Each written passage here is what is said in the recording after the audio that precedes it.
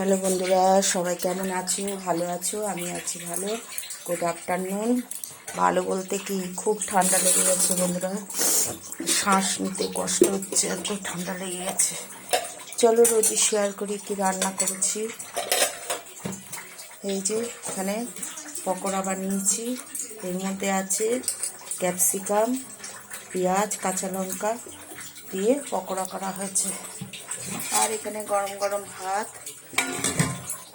ছেলে খেয়ে টিউশনে চলে গেছে, ওর অনেকটা দেরি হয়ে যাচ্ছে, তো এই কারণে ওকে খেতে দিয়ে দিয়েছি।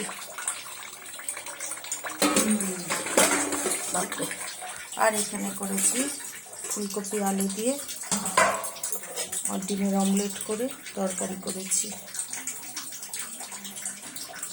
এই যে ফুলকপি আলু দিয়ে ডিমের ঝোল করেছি অমলেট করে। আর এখানে একটু চিকেন আছে আর করা হয়েছে। এখানে খুব গরম।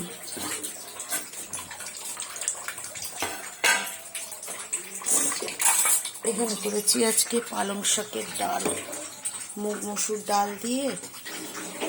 এখানে সবজির মধ্যে আছে আলু, সিম, মূলো, গাজর, মটরশুঁটি দিয়ে মুগ মসুর ডাল দিয়ে ডাল করেছি। পালং শাকের ডালটা খেতে খুব ভালো হয়।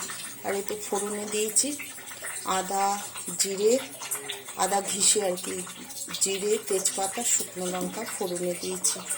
টমেটো তো দিয়েছি, নুন, হলুদ, একটু মিষ্টি, লঙ্কার গুঁড়ো দিয়েছি।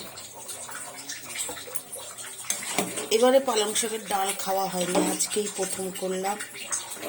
পালক পনির, পালং ঘন্ট এইসবই খাওয়া হয়েছে, পালং শাকের ডাল বানানো হয়নি, আজকে করলাম।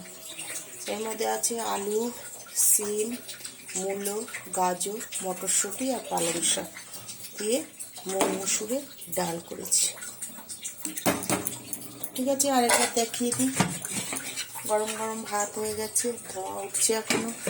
এই যে পকোড়া হয়ে গেছে, শিমলা মির্চ, পেঁয়াজ, কাঁচা লঙ্কা দিয়ে পকোড়া করেছি। আর এখানে করা হয়েছে ফুলকপি আলু দিয়ে ডিমের অমলেট করে ঝোল করা হয়েছে। একটু চিকেন রয়ে গেছে, এখানে একটু ডালও আছে কালকে। আর এখানে পালং শাকের ডাল। ডালটা খুব ভালো হয় এরকম ডাল খেতে, শুধু এই দিয়ে ভাত খাওয়া হয়ে যায়। আচ্ছা ঠিক আছে বন্ধুরা, সবাই ভালো থেকো, সুস্থ থেকো। Good afternoon. অনেকটা দেরি হয়ে গেছে, শরীরটাও ভালো নেই আমার। তারপরে ইউটিউবে স্বপ্না রান্নাঘর, ফেসবুকে স্বপ্না চৌধুরী। ঠিক আছে বন্ধুরা, সবাই ভালো থেকো, সুস্থ থেকো।